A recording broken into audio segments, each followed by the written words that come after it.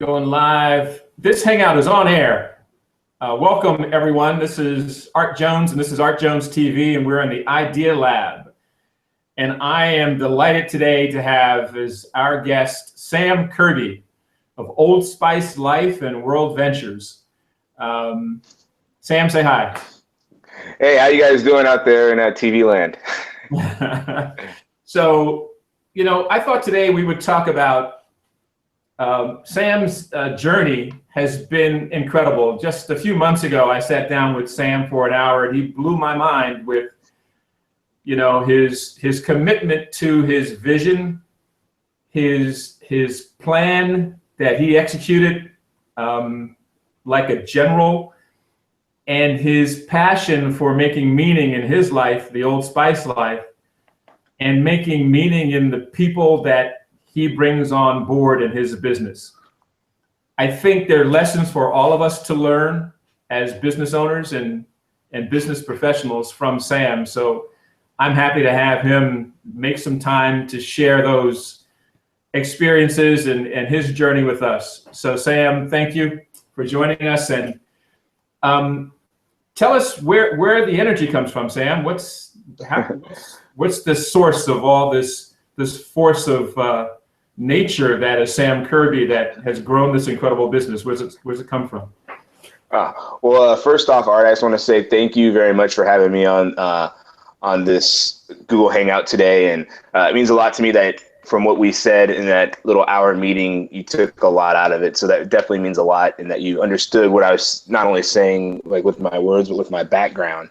And so just where my drive comes from is like really from my mom. So from a really young age, my mom actually, she drilled into me perseverance and never quit attitude and be the leader. And so out of anything I've ever wanted to do in my life, she always said never quit. So in high school, I played football in high school, and there was a few times when I wanted to quit, and she's like, "No, you're not a quitter. You started this. You're going to end." And it's kind of crazy to see like what happened, because my freshman year, I actually was like a third string, 110-pound, 5 foot nothing guy.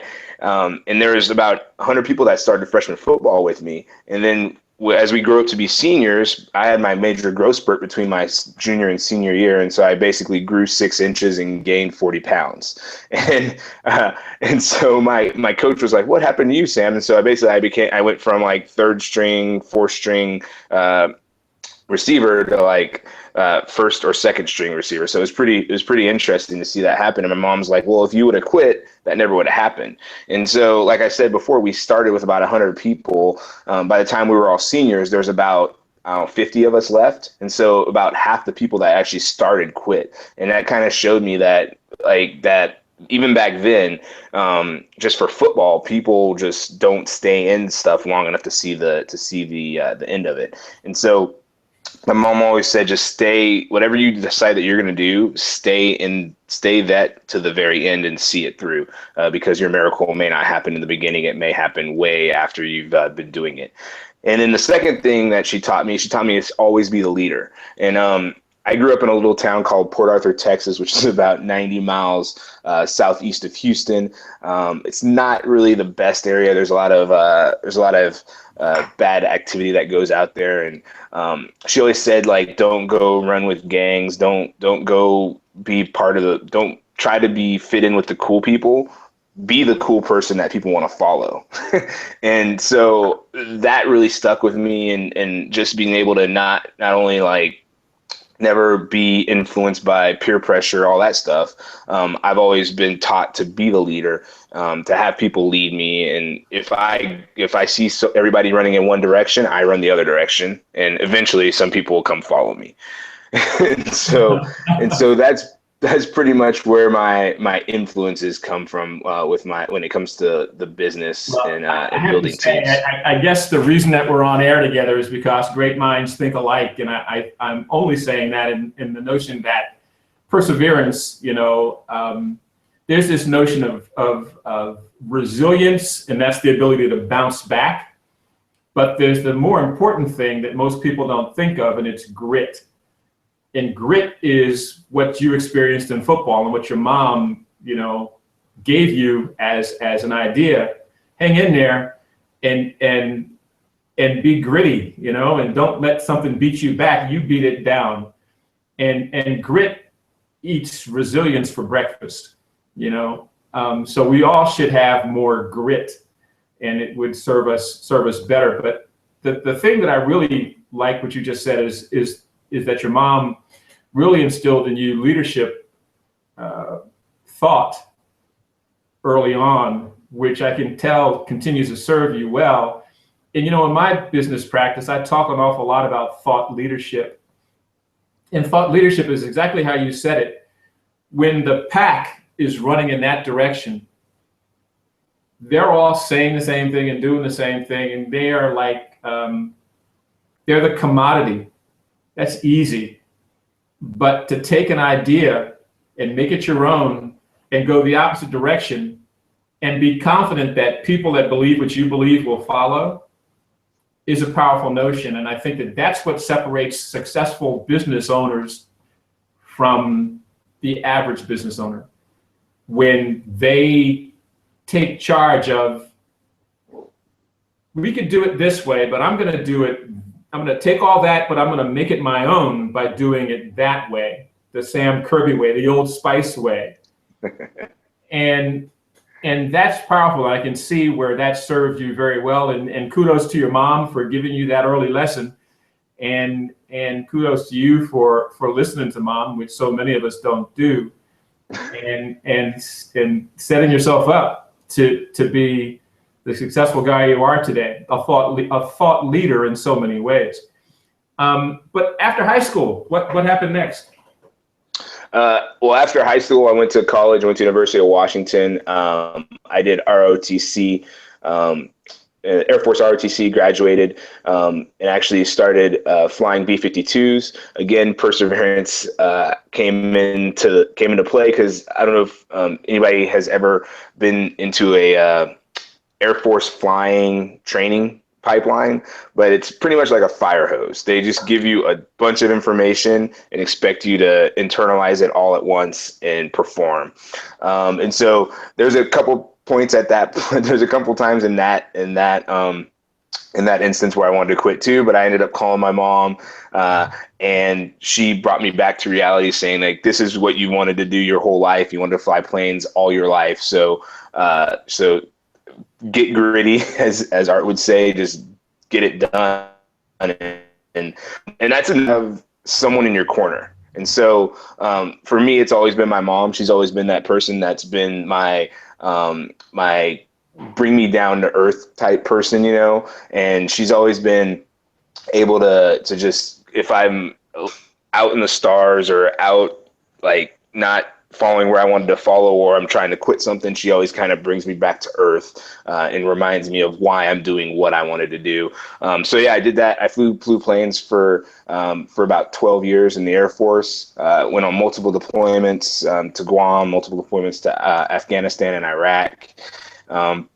And then I got out of the military when I started World Ventures, and that's been a completely different path of life for me. So things have definitely changed since then.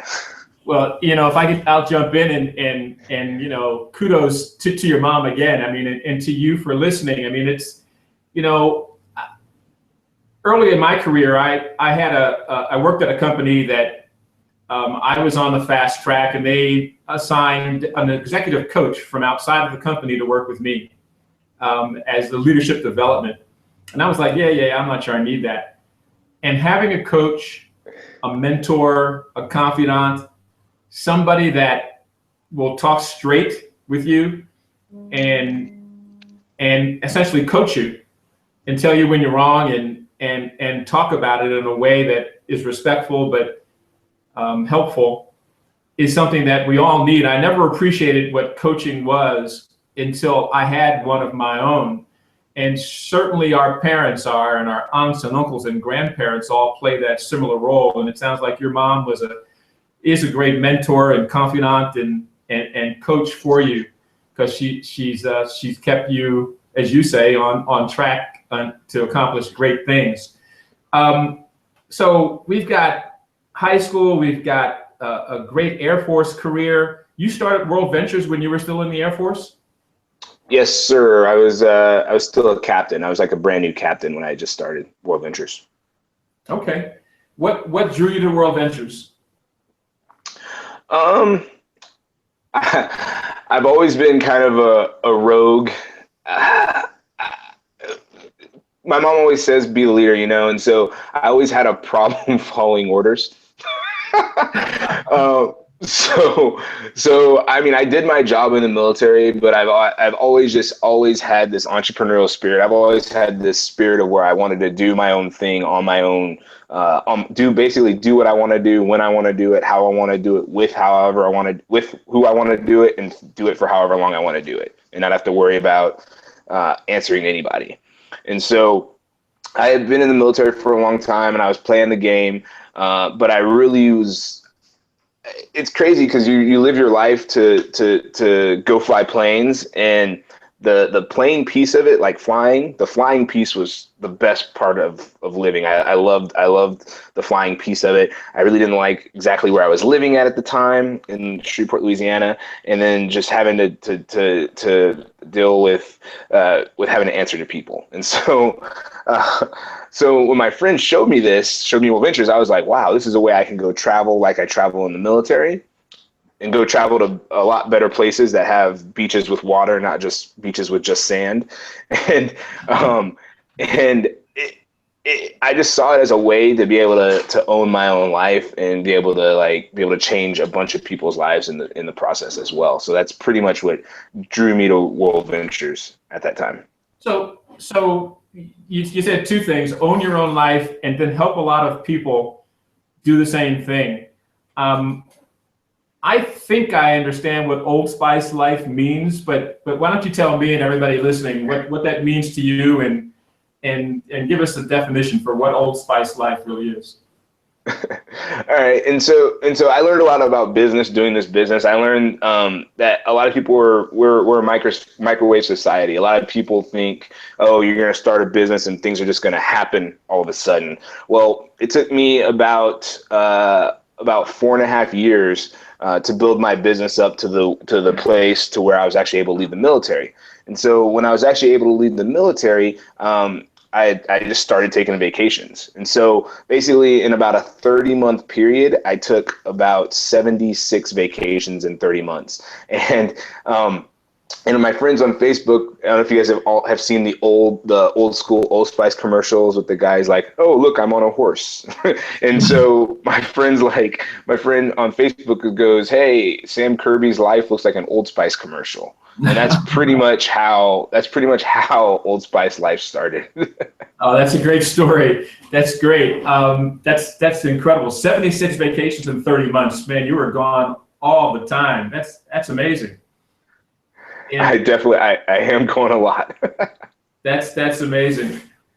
So, I think the real core of what I took away from the hour meeting we had at the coffee shop we chatted at was the passion and the force of will that you have and commitment that you have, not just for you to take 76 vacations in 30 days and have an Old Spice life, a secure future, but you are committed like no one else to assuring that you can touch other people's lives and give them this opportunity too. That on the scales, being a perseverer, being a leader is valuable, but this making meaning in other people's lives is like way up here for me. Talk about that and where that comes from. And I mean, because that's giving of yourself to other people so they can be successful. You're raising other people up on your tide, which I think is amazing. And a lot of that actually comes from the Bible. I'm a believer. I'm not trying to force my beliefs on other people, but in the Bible, Jesus actually talks about, or I think it's Paul or Peter that talks about sharing the good news. So you have the good news, the word, and your obligation is to share it with other people, right? And so it's the same thing with what I do with World Ventures. Like I have the good news, as it were, the good news. I have the deal, and it's my obligation and I guess my obligation to be able to share it with people. And because if I just kept it to myself, that's not fun, and I have to go vacation by myself and not hang out with anybody, and that's not really fun. And I can't remember who said it, but I read in a book or in a quote, and it's like, do what you love, and you'll never work a day in your life. And so I just love traveling, and so me helping other people be able to free themselves is amazing. And actually, one of my friends that I shared World Ventures with about 5 years ago, her name is Melanie Levitz. At that time, she was a staff sergeant in the military. Fast forward 5 years, now she's making as much, if not more, than on average than a 3-star general. And that never would have been possible in the military. And now she lives life full time, takes her mom on vacations, goes on vacations with me. And now we're actually been able to help other military members be able to leave the military 3, 5, 7, 10, even 12 years early. And it's cool to see like these, because we have a lot of guys that do special operations, so they do like the most dangerous jobs in the military, and it's really good to be able to see. I'm thinking of one gentleman right now. He has 2 kids and a wife, and he's been on multiple deployments, and I believe he's retiring about 8 years early from the military, so he never has to go back overseas and go be in harm's way. And so we're giving people a different type of freedom. Like he fights for people's freedoms, like literal freedoms. But now we're fighting for people's freedom from their jobs, or freedom from whatever they want, freedom from financial hardships, whatever they're looking to get free from. We have access and ability to help them do that. That's really powerful. Look, and I know that I could talk to you all day, because you have so much that you've accomplished and so many lessons to share that are important. We're coming up on about 20 minutes now. If I had a magic wand, I would say Sam Curby would find another 20 minutes somewhere downstream, and we'd do this, but we'd come back on air and we'd talk about how hard that 4 years was when you were starting the business, how hard you had to work at your job as a military officer and moonlight as a business founder, and how hard that was and what the challenges were, how you overcame them, because there are people out here every day watching that have a job and wanting to start something different. They've started something different and they're at that point where they're at a low point, and there's probably experiences that you could share that tell them things that you did to overcome, to have the grit to keep your nose to the grindstone, to have the grit to see the pot of gold at the end of your rainbow, to keep you driving forward. Those kind of lessons are immeasurable in value to business professionals and business owners. And I open invitation, when you have the time, come back and hop on air, and we'll continue this discussion to take a deeper dive into the mechanics of what made you successful. We know what's inside, but what's the process, the day to day that helped you get to where you are? So if you're open to that, I certainly am.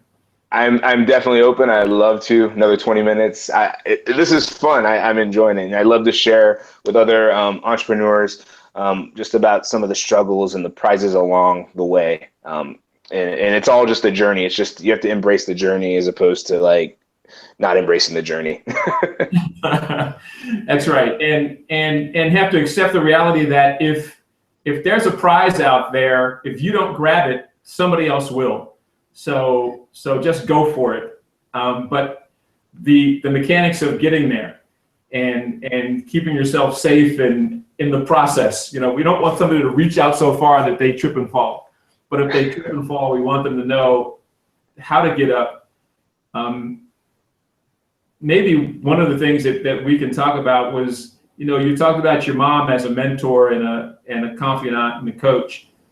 The other people that you brought into your world that supported you through your journey would probably be one of the things that we should talk about. But I raise my cup to you, sir, for being who you are and giving so much back to the people that you work with in your tribe, because you help them all live the Old Spice life. So kudos. And, and thanks to everybody tuning in to Art Jones TV and the Idea Lab. And I'll give the airwaves to Sam Curby. Sam, send them off with some words of wisdom from Sam Curby. I know you've always got something. What do you got today? All right. Well, now I just want to say again, thank you very much, Art, for having me on this Art TV Google Hangout. And I just say the word of wisdom is find somebody that has what you want and basically just hang on to their coattails and learn everything possible that you can from them, because it's the people that have what you want that's going to take you to where you want to go. So surround yourself with people that have what you want, and you will get what you want eventually. Fantastic. Hey, Sam, thanks so much. We'll see you next time, okay? All right. Thank you. All right. Talk to you soon. Bye-bye. Bye-bye.